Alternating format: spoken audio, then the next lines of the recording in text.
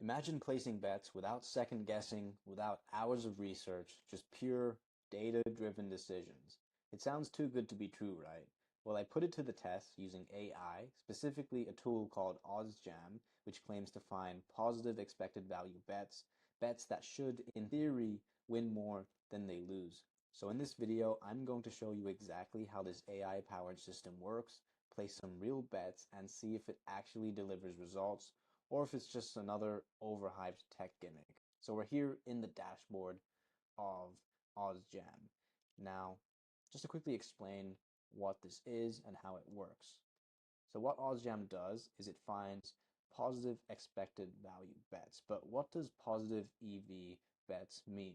Well, if we take a look here, basically, in short, imagine you're going grocery shopping, right? What you're doing, if you're on a budget, is you look for the best deals. So that's kind of what this is. So for example, so if we pull up this game right here, Washington Wizards versus Utah Jazz, player made threes for Laurie McCannacan, whatever his name is. That just shows how dog shit I am at sports. I don't know anything about this stuff, but I know how to bet. So when you look at this, you have under 2.5. Now there's multiple bookies that are offering this game, and there's different prices in the different bookies. What this tool does is it finds the bookies that has the best price. So we have 2.05, 2.25, 2.05, 1.96. So this tool has scanned and found that Bet365 has the best value for this game right here. In fact, it's a 5.47% expected value bet. So what you're doing is you're price shopping and you're placing only bets that you get good value for. So here's what I'm going to do is I'm actually going to go right here to Bet365. We're going to find this game and we're going to place this bet. So Laurie McCannacan, and this is for player made threes. So let's look for that. Player markets, player made threes. Over under. Where's this guy? Laurie McCann. So 2.3. There we go. Make sure that's the right one. Under 2.5. In fact, the odds have got even better, bro. It's now 2.3. It was 2.25 on this thing, so we're getting better odds. So let's go for this. 10 bucks.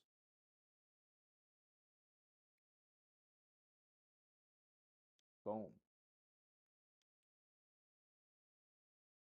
Bet has been placed.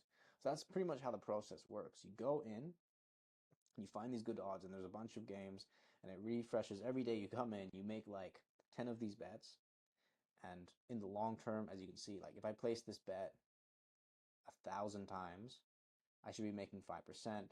So I should be making like 50 bucks in the long term if I keep placing these little bets for like $1,000. So this is the power of positive expected value bets. It compounds over time, and in the long run, if you've wagered like hundreds of thousands of dollars, you'd be making like 5,000 bucks pretty much. So yeah, it's a very powerful system, and the bookies hate it, and they might try to ban you. So you gotta be wary of that. But I actually have some tips on how to not get banned. So what you want to do, right, with sports books, a lot of people ask, how do I stop sports books from flagging or limiting me? Well, here's the truth. If you're consistently winning and only making smart bets, they're going to notice. And sports books, they aren't stupid.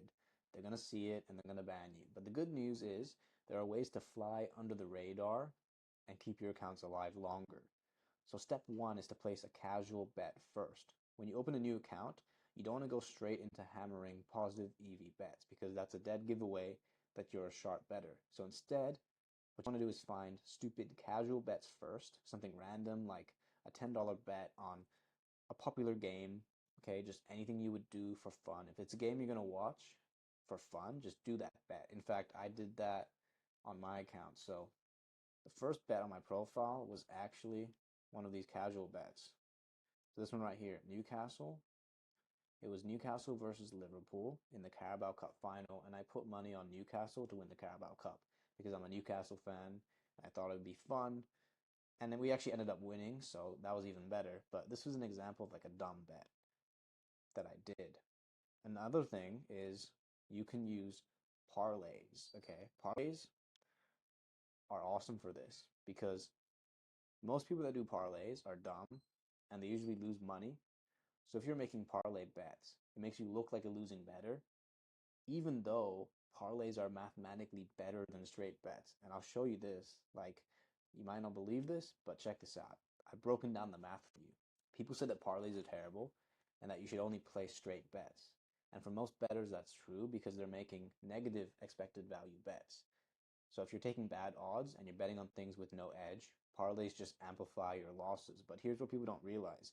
If you're only betting on positive EV plays, parlays are actually better than straight bets because EV compounds when you parlay bets together. So let's do the math. Let's say you have a 5% EV bet. That means if you place this bet over and over, you're expected to make 5% on average. Now let's parlay it with another 5% EV bet.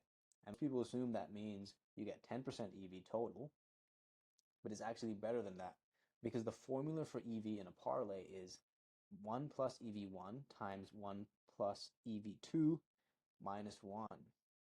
And since both bets have 5% EV, or 0.05 in decimal, we plug it in 1.05 times 1.05 minus 1, and basically you just get 10.25% EV. So instead of just placing 5% per bet, the parlay makes the entire bet 10.25% EV. So you're actually increasing your edge by combining two good bets.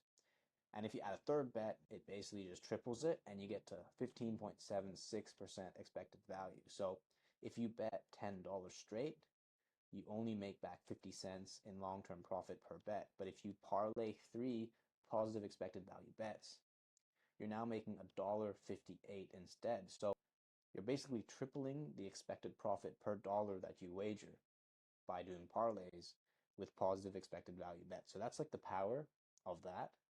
And the best thing about it is it stops sportsbooks from flagging your account because you look like a stupid parlay bettor.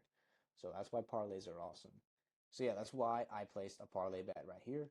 Bologna under 2.5 and Antonio Semenyo under 1.5. And I actually ended up winning it somehow. So again, stupid bet that ended up winning. Now that I've explained all the stuff about OddsJam, let's actually show you my current results in the bet tracker. So since starting with OddsJam, I'm currently up $74.63, which is pretty good. The overall return is 107.72%. So I pretty much, like the money I've staked, I've doubled it. So kind of lucky, to be honest. Like this is like extremely lucky circumstances. You're not going to just double your money because I won pretty much every bet I placed. So in the long term, it should average out to around the expected values that I'm placing. So most of them are ranging between 5 to 10%. There's some that are like 4%. So you should be averaging around 5% in total in the long run. But that's pretty much OddsJam. If you want to check it out, I'll put a link to it in the description. If you use my code LukeParlay, you get 35% off. So check it out. This tool is super awesome. The issue is you could use all the tools in the world, but if you don't have the right strategy, then you're setting yourself up for failure. So check out this video next to learn why 99% of sports bettors fail and what you can do to be in the 1%.